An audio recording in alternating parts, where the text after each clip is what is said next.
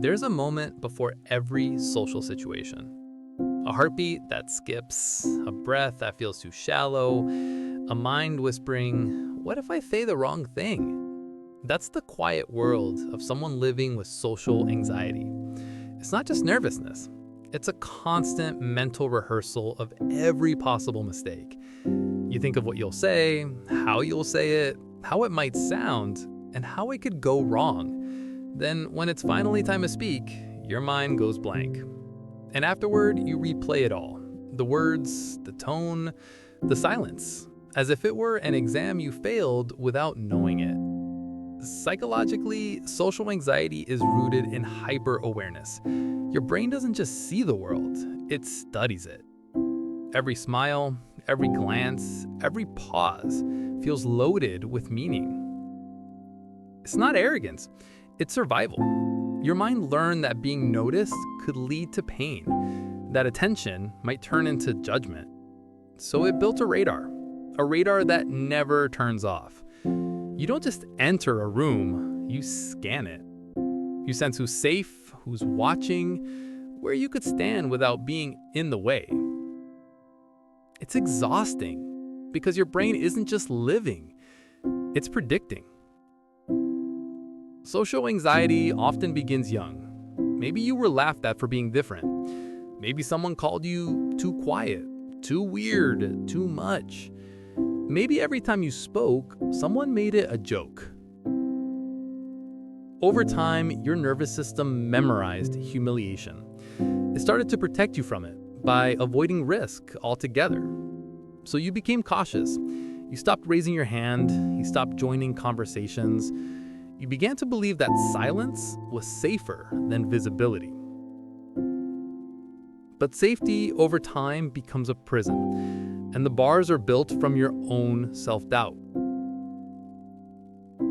People with social anxiety often come across as distant or shy, but underneath, there's usually a sharp, kind, observant mind.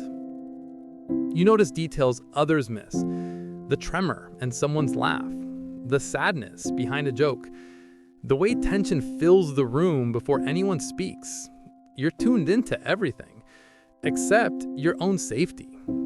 Because while you're busy managing how others might perceive you, you forget that you belong in the room too.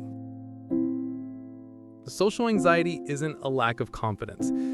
It's an overproduction of empathy without boundaries. You feel everything. You imagine how others feel before they even speak. And sometimes that makes you forget who you are in the moment. You're not broken.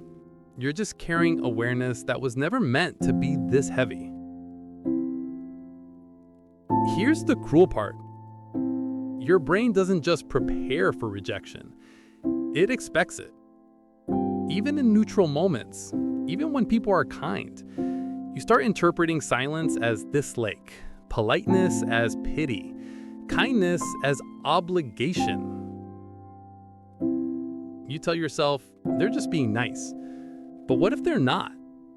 What if they actually like you, and you spent your whole life arguing with that possibility? Healing social anxiety isn't about becoming fearless. It's about learning that fear doesn't always tell the truth. When your heart races in conversation, it's not proof that something's wrong. It's proof that your body remembers a time when being yourself didn't feel safe. But that was then. This is now.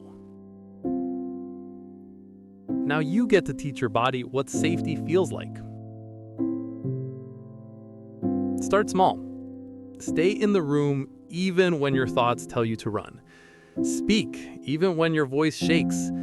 Look someone in the eye for half a second longer than feels comfortable. Those are not tiny acts. They are rewiring. Each moment of courage repeated enough times tells your brain, we survived that.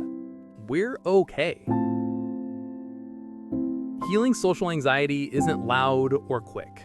It's gradual, like sunlight creeping into a dark room. One day you'll notice something strange. You'll walk into a gathering and realize your body is calm. You'll say something imperfect and laugh instead of panic. You'll see that people aren't dissecting you.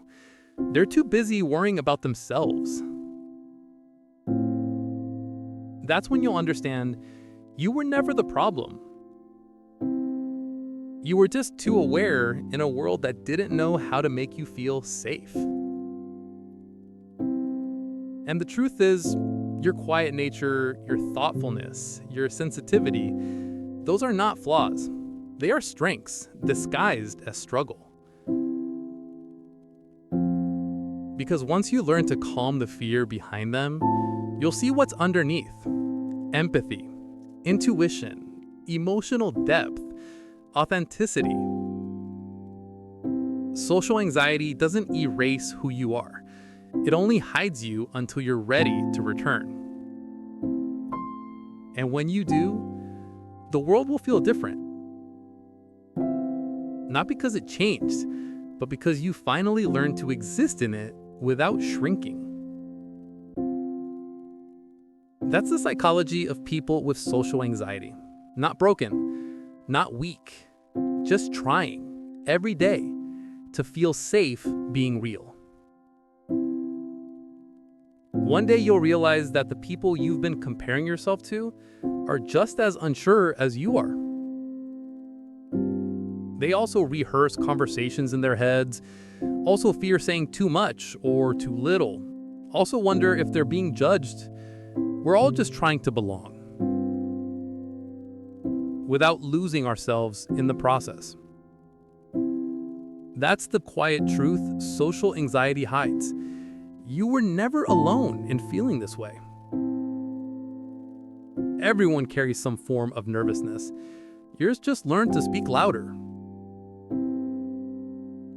But you can teach it a new language, one built on patience instead of panic, on curiosity instead of self-criticism. Because healing doesn't mean you stop feeling nervous.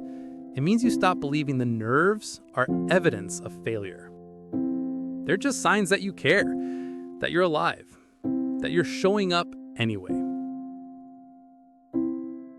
And maybe that's the real transformation. Not becoming fearless, but learning that fear doesn't have the final word.